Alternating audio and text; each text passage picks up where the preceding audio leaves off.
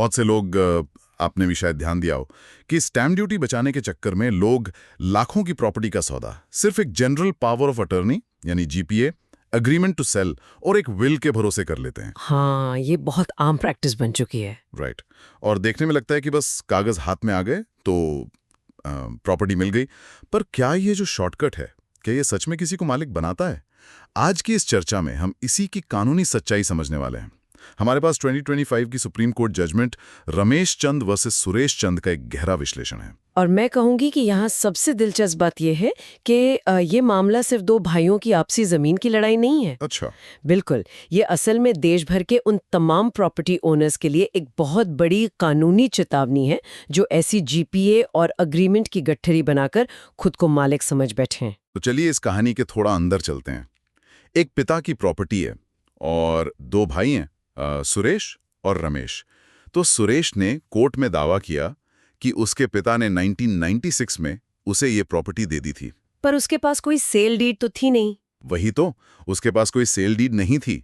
उसके पास वही आम बंडल था, एक जीपीए, एक एग्रीमेंट टू सेल और एक विल।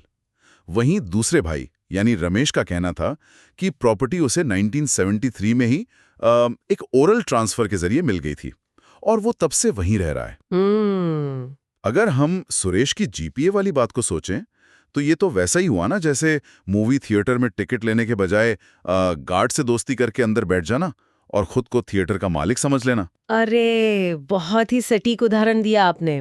देखिए, शुरुआत में तो ट्रायल कोर्ट और हाई कोर्ट ने सुरेश के इन्हीं कागजों को बिल्कुल सही मान लिया था। वेट, सही मान लिया था? कैसे? हाँ, लेकिन जब ये मामला सुप्रीम कोर्ट पहुंचा तब जाकर कानून की असली कसौटी शुरू हुई। कोर्ट ने ट्रांसफर ऑफ प्रॉपर्टी एक्ट यानी टीपीए के सेक्शन 54 का हवाला दिया यहाँ। तो ये सेक्शन 54 एग्जैक्टली क्या कहता है इस बारे में? कानून बिल्कुल साफ कहता है कि किसी भी इमूवेबल प्रॉपर्टी का ट्रांसफर सिर्फ और सिर्फ एक रजिस्टर्ड सेल डीड से ही हो सकता है। राइट। जो एग्रीमेंट टू सेल है वो सिर्फ एक वादा है कि भविष्य में डील होगी, और जीपीए किसी व्यक्ति को सिर्फ प्रॉपर्टी की देखभाल करने वाला एक एजेंट बनाती है, मालिक नहीं। पर रुकिए, अगर जीपीए और अग्रीमेंट से मालिकाना हक नहीं मिलता तो सुरेश ने तो एक रजिस्टर्ड विल भी पेश की थी ना? हाँ, पेश तो की थी। तो एक विल तो एजेंसी नहीं होती, वो तो ट्रांसफर ऑफ ओनरशिप है। और अगर एक सरकारी दफ्तर में विल रजिस्टर हो चुकी है तो उस पर शक क्यों? रजिस्ट्रेशन का तो मतलब ही यही होता है कि कानूनी रूप से सब सही है। और यही वो सबसे बड़ी गलतफहमी है जहां लोग फंस जाते हैं। कानून सिर्फ कागज पर लगा थप्पा यानी रजिस्ट्रेशन नहीं देखता।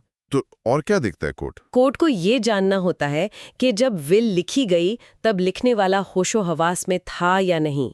इसीलिए एविडेंस एक्ट का सेक्शन 68 कहता है कि कोर्ट में कम से कम एक गवाह को आकर ये साबित करना पड़ेगा कि उसके सामने विल पर साइन हुए थे। ओह, एक अटेस्टिंग विटनेस। एग्जैक्टली। और सुरेश ने किसी भी गवाह को कोर्ट में पेश ही नहीं किया, तो वो विल कानूनी रूप से वही रद्दी बन गई। अच्छा, तो सिर्फ रजिस्ट्रेशन काफी नहीं है, गवाह का कोर्ट में आना बहुत जरूरी है। पर कानून में एक कॉन्सेप्ट है जहां अगर बायर ने पैसे दे दिए हैं और कागज बनवा लिए हैं तो उससे थोड़ी प्रोटेक्शन मिलती है। पार्ट परफॉर्मेंस कहते हैं शायद उसको। हाँ, टीबीए के सेक्शन 53A के तहत पार्ट परफॉर्मेंस की डॉक्ट्रीन है। राइट।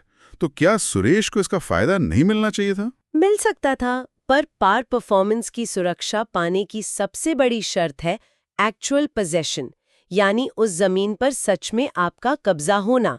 कानून ये देखता है कि क्या दावा करने वाला उस प्रॉपर्टी का इस्तेमाल कर रहा है या नहीं। और सुरेश के पास तो कब्जा था ही नहीं। बिल्कुल नहीं। उसने तो केस ही इसलिए शुरू किया था ताकि वो अपने भाई को निकालकर कब्जा पा सके। तो कब्जा ना होने की वजह से उसको इस सेक्शन 53A का कोई फायदा मिला ही नहीं। आई सी। तो इस पूरी चर्चा का सबसे बड़ा निष्कर्ष ये निकलता है कि हमें कभी भी किसी भी हालत में सेल डीड को जीपीए या एग्रीमेंट टू सेल से सब्स्टिट्यूट नहीं करना चाहिए। सही कहा आपने। सुप्रीम कोर्ट ने आखिर में सुरेश के दावे को पूरी तरह से खारिज कर दिया और रिजल्ट ये हुआ कि प्रॉपर्टी वापस उनके पिता के एस्टेट में चली गई। वो शॉर्टकट सुरेश को सच में बहुत महंगा पड़ा। बिल्कुल। पर इस कहानी में ना एक आखिरी और बहुत गहरा कानूनी सवाल छुपा है। वो क्या? सुप्रीम कोर्ट ने अपने फैसले में ये भी नोट किया कि अगर कोई पिता अपनी विल में किसी एक बच्चे को सब कुछ दे दे और बाकी बच्चों को बिना किसी ठोस कानूनी कारण के बेदखल कर दे, तो उस विल पर शक होना लाजमी है।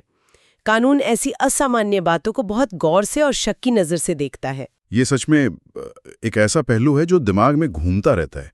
इससे एक बहुत बड़ा सवाल उठता है सबके लिए, परिवारों में ऐसे और कितने आम शॉर्टकट्स और रिवाज चल रहे हैं जिन्हें लोग बरसों से सच और कानूनी मानते आ रहे हैं, पर जो कानून की कसौटी के सामने शायद एक पल भी नहीं टिक पाएंगे। इस पर गहराई से विचार जरूर होना चाहिए।